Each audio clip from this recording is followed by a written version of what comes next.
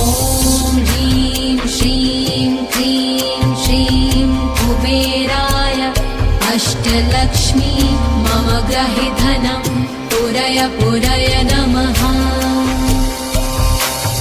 ॐ ह्रीं श्रीं क्रीं श्रीं कुबेराय अष्टलक्ष्मी मम गृहे धनं पुरय पुरय नमः।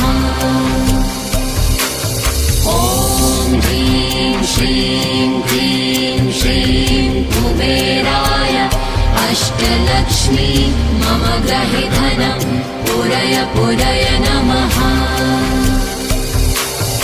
ॐ ह्रीं श्रीं क्रीं श्रीं कुबेराय अष्टलक्ष्मी मम गृहे धनं पुरय पुरय नमः।